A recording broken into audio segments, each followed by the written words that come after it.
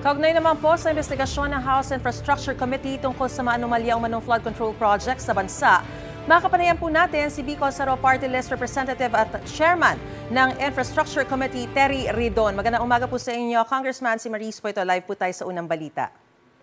Magandang umaga. Maraming salamat sa pag-imbita. Una po sa lahat, sa Senate Blue Ribbon Committee hearing po noong Lunes, puro congressman po ang binanggit. Sa Infracom hearing naman po kahapon, mga senador naman po ang idinawit. Ano po masasabi nyo rito, Kong? Tingin ko, ano lang po yun, coincidente lang po na nagbanggitan po ng mga senador at kongresista na yung magkaiba pong houses of Congress. No? Pero I think very important po na maglinaw po sa nangyari kahapon, nawasak po ng buong buo yung affidavit po ni Curly Vizcayan. Sabihin parang wala na hong saysay yung kanya pong binanggit kasi talagang nakita ko kung gaano kasi nungaling si Curly Vizcayan sa harap po ng mga miyembro ng Kongreso. So, I think, yung unang punto na kailangan huling linawin dito po sa nangyari po pagdinig na Kamara. Hindi po ba ito indikasyon na may conflict of interest sa investigasyon dahil kapwa niyo mga mambabatas ang mga pinapangalanan? I think wala naman. In fact, na-implement ho namin yung protocol ho na pinangako namin sa bayan nitong nagdaan pagka may pinangalanan. Doon po sa mga kongresista, binigyan ho natin sila ng karapatang magpaliwanag pero hindi ho natin sila binigyan ng karapatan na mag-interpolate ng kanila pong accusers. No? So talagang na-implement ho natin yung ating pong protocol para ho maipakita sa tao na wala ho tayong pinapaboran ng mga kongresista po natin. So kung sakasakali, pwede po silang mapaharap sa hearing kahit na may parliamentary courtesy? Ano pinaharap po natin halimbawa si Congresswoman Marivic Popular, no? Opo, pero so, yung halimbawa senador? Hindi ho natin babasagin yung interparliamentary courtesy. Alright. Sa atin po pagdinig. Bakit daw po ayaw ni Assistant District Engineer Bryce Hernandez na ibalik siya sa kustudiya ng Senado kahapon? At ano po ba yung sinabi niyang kinatatakutan niya roon? Well, siyempre, nagkakasaho talaga siya ng dalawang senador, no? Senator Joel Villanueva at saka si Senator Jinggoy Estrada. So I think he has a real reason to fear for his life, no? Kaya naman, I think nagkaisa po yung liderato ng Senado at Kamara na magkaroon na lang ng neutral na paglalagyan po kay Engineer Bryce sa PNP Custodial Center.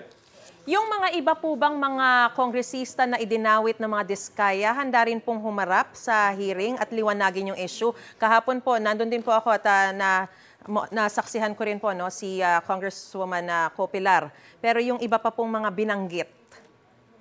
Well, malaya ho silang magpakita at may karapatan din ho silang hindi magpakita at magpaliwanag. At nakita naman ho natin doon na statement lang ho ang binibigay ho natin pagkakataon sa mga dinadawit pong mga pangalan. Kasi siyempre, katulad ng sinabi natin, ayaw ho natin na yung pong naakusahan, sila po ay nag-grill sa mga nag-aakusa.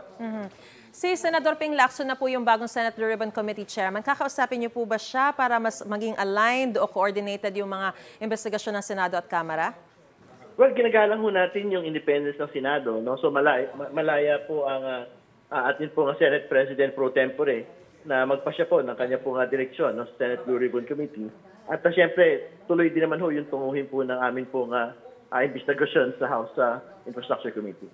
Ipatatawag niyo po ba ulit si Diskaya, pati na rin yung asawa niya na si Sara na hindi po nakadalo sa pagdinig kahapon?